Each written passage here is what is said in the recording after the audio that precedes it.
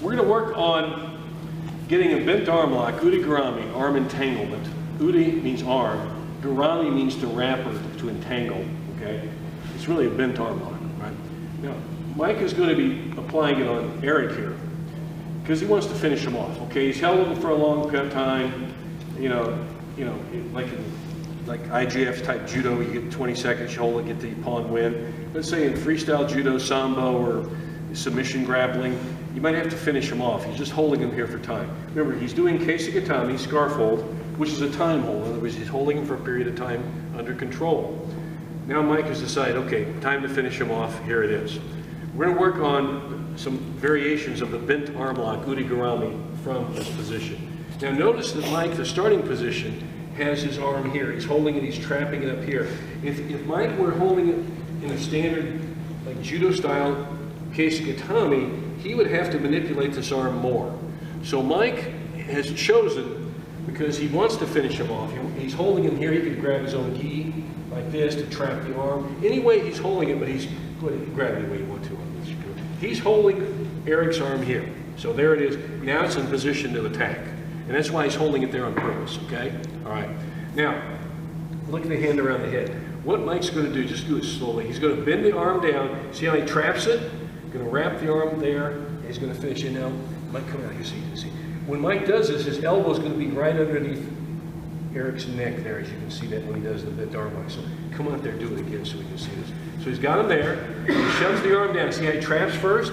Loops it around, comes under. Now get that elbow. Let's not do that one yet. Let's just keep your arms straight. Yeah, keep that figure 4. Now, this is the one we'll go for first here. Can everybody see that? It's kind of, with all this white gi here, it's hard to see.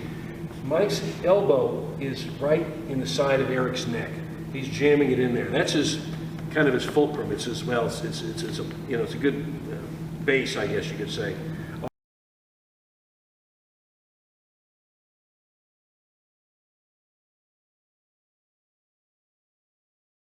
The fulcrum's going to be up here, I guess. But what's going to happen is, you see the bend here? He's going to reach under. He's going to get what the pro wrestlers will call a key lock. The wrestling called key lock. It's a figure 4 of the arms. He reaches under here and he bends it backward. Now when he cranks it in, that hurts. He pushes down on the wrist and he lifts up on the elbow, and that hurts really bad. Okay, it hurts the elbow, but it also hurts the shoulder. So let's look on how to get here, okay? So Mike's got his grip, he's holding him. Now see, he keeps the hold up here pretty good. What he's gonna do with this hand, he shoves it down. Now look how he traps. See that quick trap? That's an important element. Now when he has that trapped, he comes under and he catches it. See that? Let's do that again. Now watch it. So handwork here, see how the trap is? Now lifts it and swings under. Now you might also now Mike does it slightly different than most people because he's pretty good at this move, so that's why I picked him to do it. The basic way I'm going to have you guys to learn it, okay, is when you push him down. All right, get that. Now, get this first. There you go. Then loop it over, catch it. I think that's easier for newer guys to learn. Did you see that little bit, what he did there that was slightly different than he was doing before? Okay, watch. Here, catch that first, then loop it. If you learn that way first, now Mike's got it down where he slide over. He's done the stud guys, and it really works the way he did it. But let's show this very basic way first, okay? So here, grab, see that? Now loop it around and catch. Yeah. Now do it the way you do it. Now see, it's a very slight, subtle thing there. See, instead of doing the bent, just like trapping the hands together first, he looped the arm over the head first. That's his way. It works really well. Both work, don't get me wrong, but his way is a little more advanced. You got to be very sure of yourself to get there, okay? As long as you're comfortable in your case and you're making it carry your weight, good point. You slide around a lot easier and you don't lose the pin quite as quickly. So. Yeah, now show your way first. Slap and catch it. It's really nasty, okay? Then show the basic way. Catch that first, and then slide it around, okay? Once you get good at that, the second way first, and then after you get good at, the reason he does that, he has real good base here.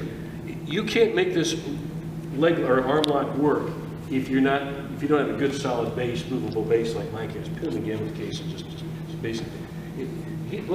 This is a tight hold down, okay? He's got his hip under Eric's shoulder, his legs are nice and wide, You know, he prefers this portion here because this way, when he does especially arm locks, he likes to drive off this foot and get a little more action into it. Kind of watch, Mike, don't really crank the guy too hard, but watch his foot action when he does this too. See how he drives off of it?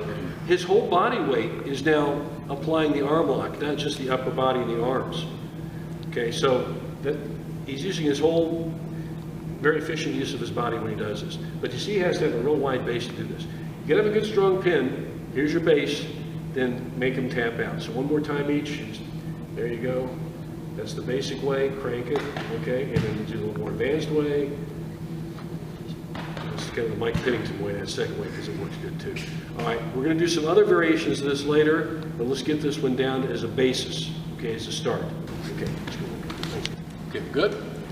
All right, we've been working on doing Ude Garami, arm entanglement or bent arm lock from a Kesa Gatame. And again, Mike has chosen, because he has in his own mind, he knows he wants to get this bent arm lock to happen. He's chosen to hold Eric in this variation of Kesa Gatame where he's holding here instead of trapping around this way, okay? If even if he had it, he'd work him up, he'd push it up into there. He wants this arm bent. He wants to control this arm. Now, we're gonna work on a really simple one, but has a real high ratio of success, and it's quite popular. What Mike's gonna do basically is gonna shove Eric's arm down, and he's gonna put it under his knee. He's just gonna swing his leg or trap his knee. Now that hurts in and of itself right there. But see how he's still holding here? He's trapping his head, trapping his shoulder. It's really tight. He's got a pretty good arm lock going there, but he's purposely not adding a lot of yank into it. Now he's gonna push up on the elbow, and that hurts even more, okay?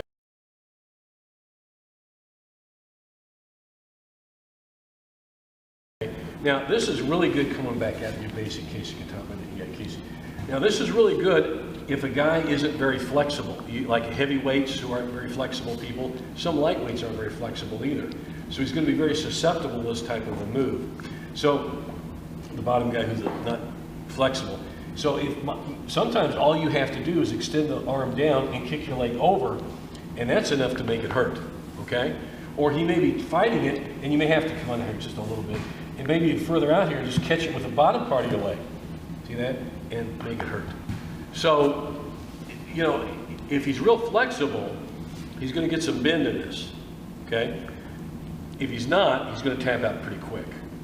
But if he doesn't, and Eric's a pretty flexible guy, so what he has to do as soon as he gets it, he kicks the leg over. Now watch this, pushes up, adds more oomph to it, okay? And this just adds more pain to it.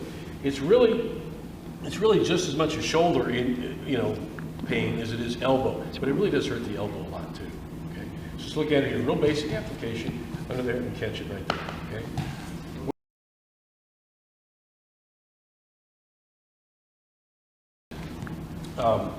Sometimes if the guy turns in, so turn into him a bit, Eric, and you're fighting, don't turn, yeah. So see, that's a really good counter to his turning in, see that? So when he starts to turn in, what's Eric thinking about? He's thinking about escaping, isn't he? He's not thinking, and he's thinking about, come on back out here. He's thinking about, oh my gosh, my arm is loose. This helps me get out. That makes, Mike just catches it in there, makes it hurt more. So this is really good counter for Mike to use if the bottom man is trying to escape and turn in. And a lot of times they will try to turn in, and it stops that escape right away. So it's kind of a cool move, okay? It's a very simple move that, again, has a real high ratio of success. And a lot of variations of it, because there's so many variations of this, we're just showing some here, okay? So, we good with it? Let's give it a try.